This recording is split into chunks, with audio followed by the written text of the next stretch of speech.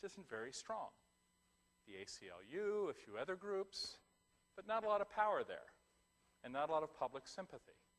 So there's a political economy aspect of pushing toward this that you wouldn't see necessarily if this were a treatment for everyday people, for people who hadn't been condemned as doing something everyone else finds abhorrent. I don't think it's a coincidence that it's sex offenders, and particularly pedophiles, who have been especially singled out for this because it's particularly abhorrent behavior. So we start with a population that is vulnerable to oppression. Then you've got the potential interest of companies, experts, physicians, neurosurgeons, and others in doing their procedure. And I say this, and I don't mean this as a bad faith matter. I'm not saying neurosurgeons will push for neurosurgery just because it makes them more money to do more surgeries. Everybody likes to believe that what they do works. Everybody with a hammer likes to think the world is made up of nails. And if you get paid more for hammering the nails, that's probably a further plus.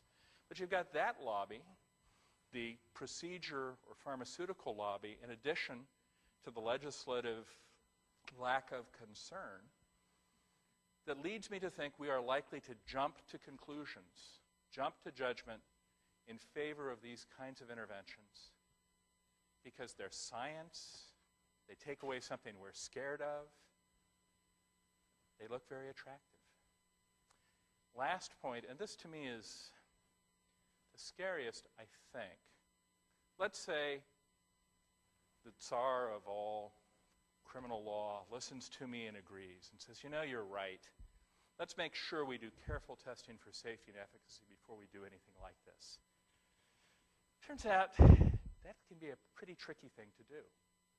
For one thing, animal studies don't help us as much as they might in some areas.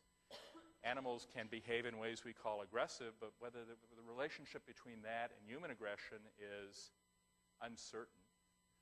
You can't ask an animal how it feels in the way you can with humans. But even more importantly are two other things, an ethical constraint and a political constraint.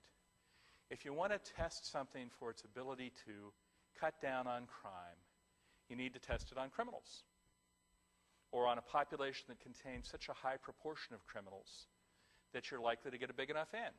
If you're looking for something that happens 1 in 1,000 times, you don't test a general cross-section of the population because you won't have enough people to really give you good results. The problem with testing things on criminals is criminals have usually an involvement with the judicial system that makes their consent suspect in terms of whether it's fully free and fair.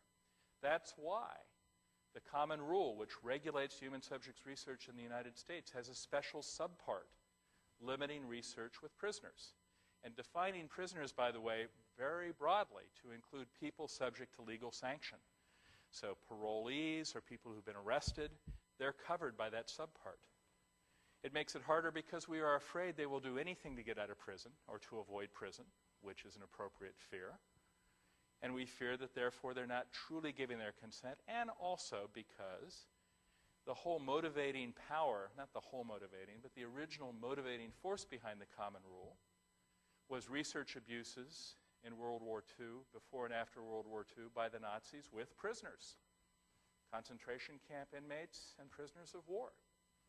So prisoners have long been a subject of special concern for good reasons. So we've got those ethical problems. It doesn't make the research impossible, but it makes it harder.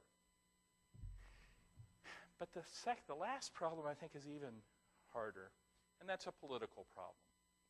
Let's say you had a surgery that you thought could greatly reduce crime, cut a particular criminal behavior, rape, by 90% in the men who were subject to this surgery. How would you want to test it? Well, I suppose you'd want to take men who were rapists and perform the surgery on them and let them out into the world and see how often they raped and whether there was a statistically significant difference between those who'd had the procedure and those who hadn't. Do you want to be the governor of the state that authorizes that experiment? The first time one of the people who's out because of or with The because of or with is tricky, but in the popular mind it's likely to be because of. Their agreement to take part in your experiment. The first time they actually commit an assault, the political fallout could be enormous. Look at every time somebody running for office who's been a governor has released somebody on parole or probation or clemency who then does something awful. Michael Dukakis's case comes to mind. Governor Huckabee, I think, has recently had a similar case. They get politically hammered. The political system will be very leery of taking the risks necessary, political risks necessary to really do a serious job of this research in an ecologically realistic setting. And furthermore, there may well be some liability risks if the person who has been assaulted decides to sue the state over this research. I think it's not crazy for the state to be worried about its liability concerns. So it may be very, now, there are a lot of people who know a lot more about creating clever experimental designs than I do. I'd say almost everybody who does it knows more about it than I do. And maybe there's a good, clever way to do this. But the straightforward experimental design runs into huge political and legal problems. Meaning, even if we wanted to, it might be difficult and maybe even impossible for us to get the kind of proof of safety and efficacy that we would truly want. Roman numeral 3. What if it works? What if we do get something that works, that passes the Greely standard of safety and efficacy? Bearing in mind, safety and efficacy are always relative terms. Nothing is absolutely safe, nothing's absolutely effective, but is good enough. The FDA looks at it and says, yep, the benefits from this, the 95% reduction in this criminal behavior justify the 0.5% relatively limited side effects. It's safe and effective. How do we use it? And specifically, is there a difference?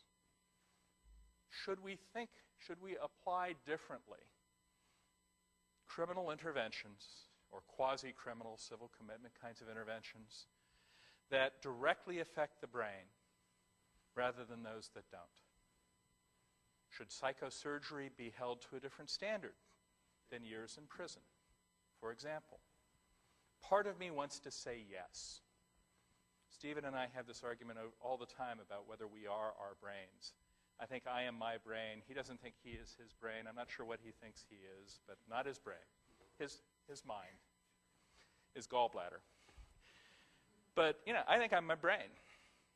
And cutting into or intentionally messing with my brain is troubling. Seems to me is more troubling than sending me to jail. And yet, ultimately, I can't accept that as a flat position. Because sending somebody to prison also changes his brain. Quite directly, physically as well as non-physically. And I suspect, certainly with a lot of American prisons, probably more pathologically than most surgeries you could do. Everything we do changes our brain. If any of you remember tomorrow that I was here, if I remember tomorrow that I was here and gave this talk, 50-50 on that, depends on dinner, it's because there have been physical changes in my brain. Everything changes the brain. And if you look at it that way, is surgery a different change to the brain than prison? Well, it is in the sense that we've had prisons around for a long time. We know something about how they change the brain. Most of what we know is not favorable, though we still keep having prisons. But we know something about that. The surgery is new, but remember I've said we've proven it's safe and effective. So take that, assume this is a proven safe and effective treatment. Why is it different than sending somebody to prison? And why shouldn't it be ordered just as easily? Now, I am not sure what I think. This is unusual for me. I'm often wrong, but I'm rarely uncertain. But I don't know what I think about whether a judge should be able to say, all right, Dr. Rushing, you have to undergo this surgery, period. That's your sentence. Whether that's appropriate or not, there is, by the way, a fair amount of student law review commentary